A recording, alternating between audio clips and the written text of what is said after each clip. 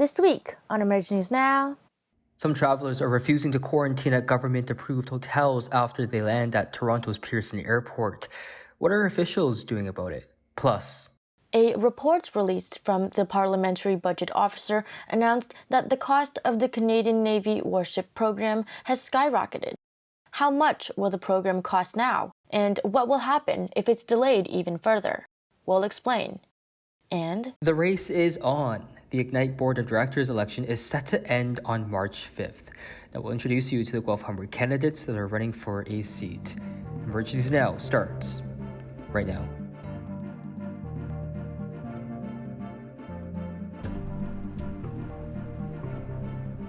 This is Emerge News Now with Kristen Wong, Matthew Chong, and Reese Martinez with sports.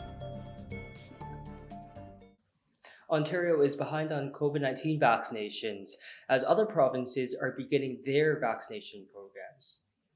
Retired General Rick Hillier, the head of Ontario's COVID-19 vaccination task force, announced on February 24th at a news conference that the delay in launching Ontario's vaccination program is due to focusing on people who did not require an appointment, such as healthcare workers and caregivers for long-term residents. Hillier said that there will be an online booking system and service desk to become available on March 15th. The government also plans to start vaccinating residents age 80 and older starting March 15th, depending on the supply of the Pfizer-BioNTech vaccine. Hillier said the task force aims to then vaccinate adults age 75 and older starting April 15th, adults age 70 and older starting May 1st, and adults 65 and older starting June 1st. Shots will be administered at pharmacies, mobile units, and mass vaccination sites depending on the public health unit. Several travelers at Toronto's Pearson Airport have refused to comply with a mandatory hotel quarantine. A police spokesperson told CBC News that there have been 49 fines handed out at Pearson Airport since the beginning of February of people skipping COVID-19 tests and other infractions. Peel Regional Police said most cases were resolved after conversations with officers, but some travelers still refused to comply and were fined $880 under Ontario regulations. Police say they will not detain anyone for violating the Canadian Quarantine Act, which states that anyone arriving in Canada must stay in an isolation hotel for 3 nights, but they will detain travelers if there are offenses under the Criminal Code of Canada. On February 24th, the Public Health Agency of Canada said that if travelers, quote, do not follow the instructions, there are penalties, including a maximum fine of up to $750,000 or imprisonment for 6 months. According to a new report from CIBC Economics, the pandemic has hit lower-wage jobs the hardest, comparing the current recession to the 2008 financial crisis. The report stated that all of the jobs lost in Canada due to COVID-19 last year were those that earned $27.81 an hour or less. However, according to Statistics Canada, the average hourly wage for part-time and full-time employees is around $31 an hour. Statistics Canada's Labour Force Survey stated that in January of 2021, the unemployment rate rose by 125,000 to 9.4%, the highest it's ever been since August of last year. There is a record high of 512,000 long-term unemployed people who have been either looking for work or are temporarily laid off, their survey said. Hundreds of workers at the communications security establishment have voted to strike due to the threat of cyber attacks related to COVID-19. The CSE is a key intelligence agency of Canada that is responsible for cybersecurity and foreign intelligence. It has been warning of the threat of cyber attacks on the healthcare sector and research facilities during the pandemic. On February 24th, the Public Service Alliance of Canada, which represents 2,400 employees at the cybersecurity agency, announced the vote in favor of a strike. Alroy Fonseca, a communications representative of PSAC, told Emerge News Now that the workers hope a strike can still be avoided if management comes back to the table or agrees to a third-party binding arbitration to resolve the wage-related dispute. quote, CSE management's approach at the bargaining table so far, namely refusing to provide CSE's highly skilled workers with the fair market wages they deserve, does not help attract and retain top talent, and will erode the organization's ability to serve Canadians effectively, Fonseca said. On February 23rd, the Bank of Canada Governor Tiff Macklem said that there are no plans to raise interest rates until the economy and employment rates are back up and recover due to COVID-19. The bank's key policy rate remains unchanged at 0.25% for about 11 months to continue to drive spending. Macklem said the bank is surprised by the housing market rebound, but there are early signs of what he calls excess exuberance, with people expecting the prices of housing to continue to rise. Now, the increase of home purchasing is due to the demand for more space, a limited supply of available houses, and low interest rates set by the Bank of Canada. A report released from the PBO announced another multi-billion-dollar increase to the Canadian Navy warship program. According to a media release from the PBO, the cost of Canada's proposed fleet of warships has jumped to nearly $77 billion due to, quote, updates in the ship's specifications and production timelines. The program, launched in 2011, would see Canada purchase 15 Type 26 warships from Lockheed Martin and BAE. The new warships will eventually replace the aging fleet of Halifax-class vessels and will be built for the Royal Canadian Navy at Irving Shipbuilding in Halifax. The program was initially estimated to cost about $14 billion, but the price tag quickly climbed to $26 billion, then to just over $70 billion in 2019. In a statement, Parliamentary Budget Officer Yves Giraud said, quote, a one-year delay would increase that cost to $79.7 billion, and a two-year delay would see the cost rise to $82.1 billion. The Department of National Defense revealed on February 1st that the delivery of the first vessel would be delayed until 2030 or 2031. The CSC program will be the largest single purchase in Canadian history. According to the Ottawa Citizen, the program has already cost taxpayers nearly $739 million. The BC Liberal Party will elect a new leader next February. In a press release, voting for the new opposition leader will take place between February 3rd to February 5th of next year, with the winner being announced on February 5th. In a statement, interim party leader Don Silverside said they set February 2022 to, quote, attract the broadest possible range of candidates to the race and give them the best possible opportunity to engage British Columbians in person when hopefully the pandemic is more under control. In order to vote for a leader, BC residents aged 14 and older must join the party or renew a membership by December 29 of 2021. Former opposition and party leader Andrew Wilkinson resigned following last October's election loss to Premier John Horgan's New Democratic Party. MLA L.S. Ross from Skeena, a riding in northern BC, has declared his intention to run for the leadership position. Now, of the 87 ridings, the BC NDP won 57 seats, BC Liberals won 28, and the BC Greens won 2 in the October 2020 election. The federal government announced that they will be conducting a study in a Saskatchewan jail to learn more about how COVID-19 is being spread behind bars in the coming months. According to a report by CTV Saskatoon, inmates can voluntarily take a blood test to see if they have the antibodies that cause the disease. According to a report by Canada's correctional officer, Saskatchewan Penitentiary is the second hardest hit prison in the country in terms of the number of COVID cases. Manitoba's Stony Mountain Institution is the hardest hit. Similar studies have been done in jails in both British Columbia and Quebec. After former President Donald Trump withdrew from the United Nations Human Rights Council in 2018, President Joe Biden's administration has requested their seat back.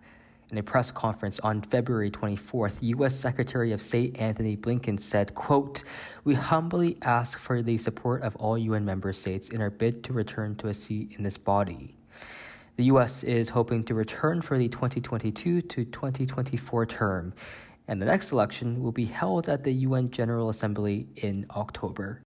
Last Thursday, military officials in Armenia demanded that Prime Minister Nikol Pashinyan and his cabinet resign.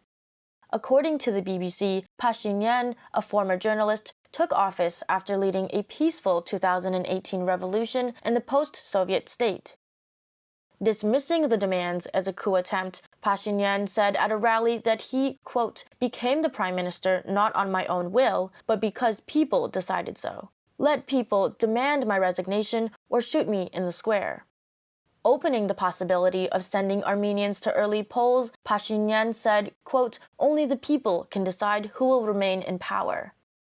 The U.S. called on, quote, all parties to exercise calm and restraint and to de-escalate tensions peacefully. Geologists and nature experts worldwide were struck by the eruption of Mount Etna in Italy this February. Located east of Sicily, Mount Etna is Europe's most active volcano. Though despite triggering bushfires and unexpected fires, experts do insist that the eruption is being closely monitored. The restaurant owner in Etobicoke, who opened during the COVID-19 restrictions, has been fined over $187,000 by the city of Toronto. Now, according to Global News Toronto, while the city was in the grey lockdown stage of the province's coronavirus reopening plan, Adamson Barbecue reopened for indoor dining, even though at the time, regions in the grey lockdown stage were not allowed to have customers dine in. Located on Queen Elizabeth Boulevard near Royal York Road and the Queensway, the opening of the restaurant attracted many anti-lockdown protesters and counter-protesters to its Etobicoke location. Now, police were brought in to make sure everyone was safe, and the owner, Adam Skelly, was arrested on scene. A Twitter account for the restaurant posted a photo of the invoice. The statement read, quote, "This is the invoice Toronto sent me for the police they hired to keep everyone safe from my brisket. This was only possible because Eileen Davila claimed to be the occupant of my building to trespass me off of my own property." The invoice lists a little over $165,000 for Toronto Police Services costs, $8,000 for Toronto Public Health costs, and just over $4,500 for municipal licensing and standards costs. And here is Reese Martinez with sports. Thanks, Matt. Thanks, Kristen. For the first time since 2013, the NBA All-Star Game will be without any member of the Toronto Raptors. The NBA All-Star Game, which will take place on March 7th in Atlanta, Georgia, will be without last year's stars Pascal Siakam and Kyle Lowry. Kyle Lowry has went to the NBA All-Star Game for 6 straight consecutive seasons and holds the Raptor record for most All-Star appearances. Despite the team's rocky start to the season, Raptor fans were hopeful to see guard Fred VanVleet make his first NBA All-Star appearance. Fred VanVleet is averaging a career high in points and in rebounds, and recently scored a career high 54 points against the Orlando Magic. Due to COVID-19 protocols, the NBA All-Star Game will be held without fans in attendance. Brampton's Alessia Cara will open the game with the Canadian national anthem. In other news, the U.S. government is withdrawing its support from a Connecticut lawsuit that would ban transgender athletes from competing in girls' high school sports. Government officials from the Biden administration withdrew from supporting the transgender athlete lawsuit just days before the hearing to dismiss the case took place. The lawsuit was originally filed against Connecticut officials last year by 3 athletes who argued that competing against transgender athletes put naturally born females at an unfair disadvantage. The Trump administration got involved with the lawsuit last year as state legislators debated to restrict transgender athletes from participating in female high school sports, before being overturned by Connecticut U.S. Attorney John Durham. Former Attorney General William Barr argued in court last year that Connecticut's state laws interfered with federal law Title IX, which would allow all girls equal educational and athletic opportunities. According to U.S. law, Connecticut is one of 17 states that permits transgender high school athletes to compete in sports. For this week's Student Athlete of the Week, we caught up with Megan Hunt, a volleyball player from the Humber Hawks. Here's Thomas Karageorgis with the story. Megan Hunt is a second-year fitness and health promotion student at Humber College and is also a member of the Humber Hawks women's volleyball team. During the season, Megan and her teammates would do 4 total lifts per week. Since the COVID-19 pandemic hit, players now balance training and school from home. I was on a really good routine and I was working out every day, whether that was a lift or cardio, making sure I was recovering well and everything. But obviously, it's been a year. Everyone's anticipating to be on the court, so your motivation fluctuates, and obviously you have those dips. So, but being able to like get back on track has been my goal, and I've been doing well. So, but basically, I focus on school and whatever I can fit in between. I usually get my workout done in the morning so that I don't have to worry about it or feel guilty not getting it done. We're keeping up with our HPC workouts that we do twice a week with team lifts. So you're still accountable for your team lifts and your personal lifts. It's just over an app and Zoom. The whole team, we meet over Zoom twice a week, Mondays and Wednesdays, for an hour and get our workout done. I just miss like the competitive atmosphere, that like drive, like having when you're winning a game and you feel like you're like on top of the world. Like I strive best when I'm competing. Like I'm always want to be the best in the room and like I want to be noticed. So with this quarantine, it's been really hard to improve when there's no competition. So I guess it's been learning how to like compete with myself and make myself better every day. But yeah, I've been missing the competition a lot. Honestly, something specifically that's kind of interesting. I remember OC's right after we won, we walked to the gym and we were just like screaming this song, and it was like just so awesome. We felt like just so unison, like that we did it together. But yeah, I just miss like also all those girls are just so competitive too. Like I've never been on a team that has so many women that are fighting for the same spot but can encourage each other at the same time. Thomas Karageorgis, ENN, Toronto. The Ignite Board of Directors election is set to finish by March 5th. Our reporter Luke Ettinger had a virtual sit-down with some of the candidates. There are 5 Guelph Humber candidates campaigning digitally for 2 seats on the board. Justice student MELANY PELACIOS-NARANJO says she has exceptional leadership skills. She has worked with Ignite as a promotions assistant before. Palacios-Naranjo said she wants to continue listening to students and provide further support for mental health, as well as initiatives that cut down on campus waste. Are there any specific initiatives that you would like to see either ongoing on campus that the board has advocated for in the past, or new initiatives that you would like to bring forward? So let's start maybe with the past and then we can look at the future. Right. So last year on campus, one thing that I noticed for sure was the mental health resources. I was actually really surprised at, some of the mental health things we had. I saw a few booths where they had like self-care like sections, things that helped us calm down. And I really want to, coming back, after a pandemic, I really want to emphasize more on creating a safer space for everybody, creating more resources, because now more than ever, people have struggled with mental health. I know I have. So I really want to put forward that help that everybody really needs. So I really want to advocate for stronger resources, better care for all the students. To me, that it's like putting forward more activities for people to do, more self-care kits, more things that we can give to people that we know will help them, whether that be, like a tea or like, anything between a tea to like a blanket, like a weighted blanket, absolutely anything that we could possibly do to ensure that students' minds are a little more at ease, coming back to school from a pandemic. Absolutely anything that we can do, I will try my best to put it forward.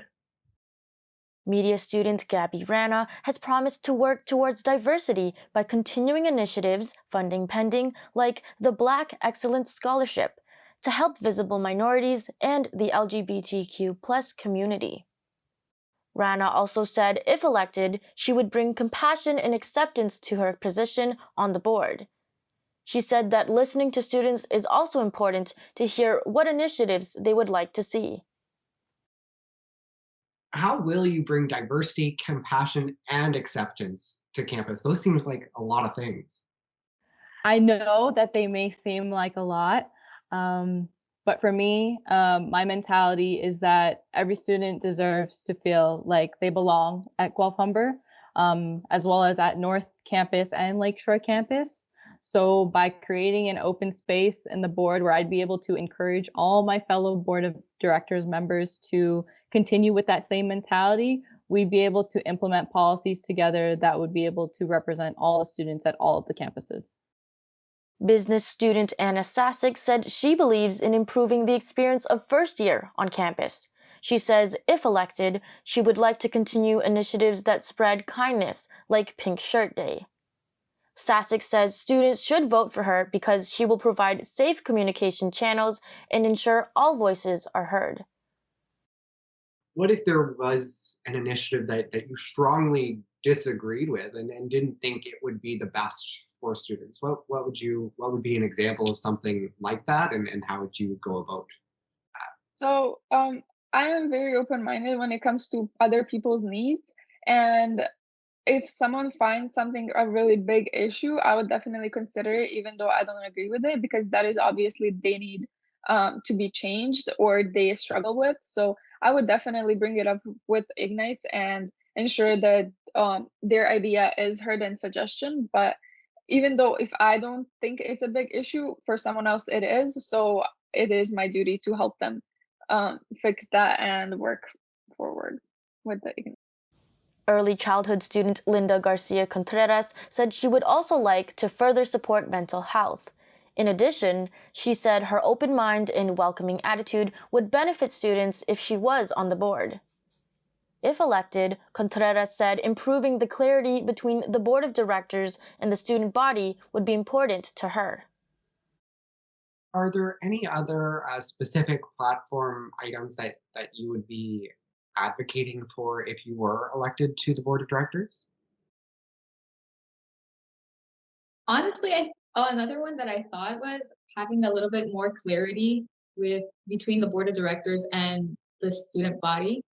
And I know there is a certain amount of clarity right now. Like there's the meeting reports after meeting and everything, but a lot of people don't know about it, and they don't really know about what's going on in those meetings or the decisions being made. And even though they're public and everything, I think we need to do more of a social media outreach or like email outreach and letting students know what's happening. Because I was going through some of those reports and I found them really interesting about all the different activities or decisions being made. And I didn't know about them until I took the time and started going through them. So I think having like maybe mini summaries of them being emailed or through social media could be really helpful for the students to actually know what their money and what their time is being used for. And ENN connected with the fifth candidate, Andy Doe, but he did not have the time for an on-camera interview. It's the bottom of the hour, time for the top of the news. First on the list, the NBA All-Star Reserve roster revealed that no Raptors will be making an appearance in the 2021 NBA All-Star Game. This is the first time that no Raptor players have been featured at an All-Star Game since 2013. The NBA All-Star Game will take place in Atlanta on March 7th.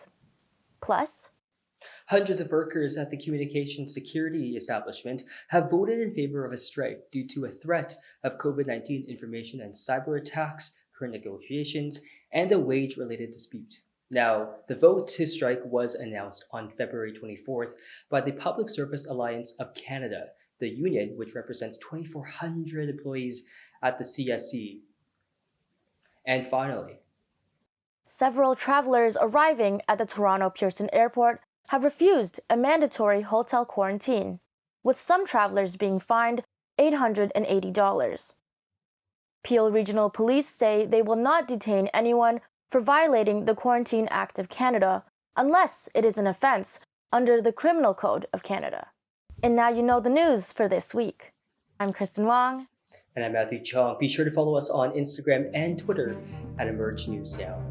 See you next week. Take care.